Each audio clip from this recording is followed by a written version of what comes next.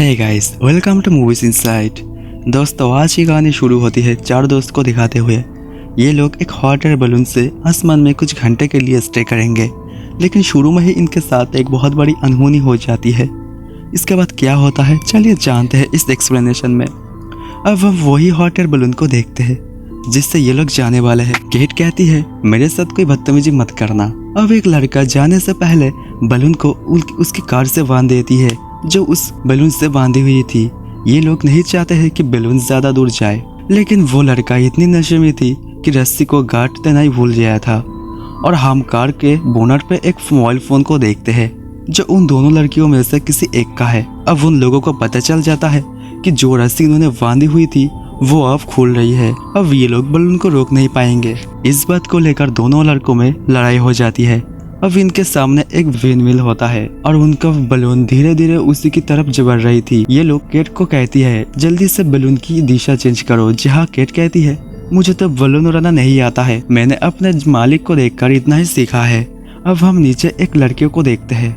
उनका नजर बलून पर पड़ती है जो विंडमिल की ओर जा रही थी और वो इन सबको रिकॉर्ड कर लेती है। ये लोग समझ जाते हैं इनका मरना तो अब तय है, लेकिन इतने में ही एक प्रोपेलर आके बलून से टकरा जाती है और निक नीचे गिरने लगता है। इधर जोनास के पैर में एक लकड़ी का टुकड़ा घुस जाता है और ये दोनों लड़की बहुत ज्यादा घबरा जाता है और ब्लड को रोकने के लिए एक कपड़ा बांध देती है। मीरा को एक रस्सी दिखती है। जब वो उसे पकड़ने के लिए जाते हैं तो रस्सी में निक को लटकता हुआ देखता है। वो दोनों लड़की निक को पकड़ने की कोशिश करता है, लेकिन तभी निक के हाथ से वो रस्सी छूट जाती है और नीचे गिरने से उसकी मौत हो जाती है। अब चार दोस्त में से बचे तीन दोस्त, जिसमें एक घायल है और दो बहुत बुरी तरीके से डरी हुई थी। अब हम निक को देखते हैं जो उसकी बड़ी बहन के बारे में इन्फॉर्म करने के लिए आए हैं जो रात से गायब है। ऑफिसर सब कुछ नोट कर लेता है और वहां से चला जाता है। इधर इनका बलून में से धीरे धीरे गैस खत्म होने लगे हैं। ये लोग अब समुद्र के ऊपर आ गए हैं। ये उनके लिए एक बहुत बड़ी मुसीबत है। केट कहती है, मेरी छोटी बहन रूम में अकेली है और मैं इतनी देर से घर बाहर हूँ और वो रो रही होगी। अब केट को समुद्र में एक बोट दिखती है और ये लोग उन्हें वेव करते हैं और इन लोगों को लगता है कि वो उन्हें हाय कह रहे हैं और ये लोग वहां से चले जाते हैं। लेकिन तभी जोनास पानी में गिर जाता है। दोनों लड़की बैलून को नीचे लाता है और एक रस्सी भी नीचे फेंकती है, लेकिन कोई फायदा नहीं होता है। तब तक जोनास डूबकर मर चुका है। ये दोनों समझते हैं शायद इन्हें एक राइटिंग हेल्प की जरूरत है जिससे ये मदद मांग सके, इसलिए बैलून के बकेट्स में लगे पोस्ट को उखाड़ लेती है। इसके बाद वो अपनी लिपस्टिक से SOS लिखने की कोशिश करती है, लेकिन बीच में ही लिपस्टिक खत्म हो जाती है।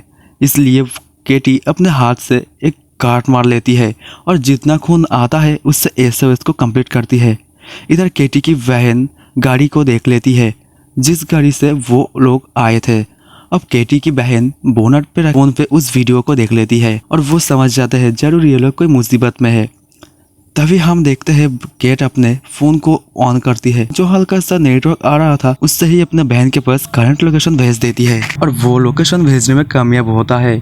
अगले पल ही फोन बंद हो जाता है। इधर लिस को जैसे ही लोकेशन मिलती है फौरन बोर्ड लेकर निकल जाती है। अब बलून बहुत नीचे आ चुका था, ये लोग सोचते बाजेंगे।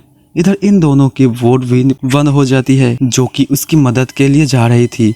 अब ये दोनों नीचे गिर जाती है और गैस सिलेंडर पर स्विम करने की कोशिश करता है लेकिन तभी एक चमत्कार होता है। इनके सामने एक कार्गो शिप आती है, लेकिन इस चमत्कार का कोई फायदा नहीं था क्योंकि इतने बड़े शिप में बैठे लोग दो छोटे लड़कियों को कैसे देख पाएंगे और इसलिए वो शिप चले जाते हैं। इधर ये दोनों पैदल ही बोट को लेकर आगे बढ़ते हैं और बीच बीच में लेसी हॉर्न साउंड करती है। अगर वो दोनों आसपास हो तो आवाज सुन सके और लकीली उन दोनों को मिल जाते हैं।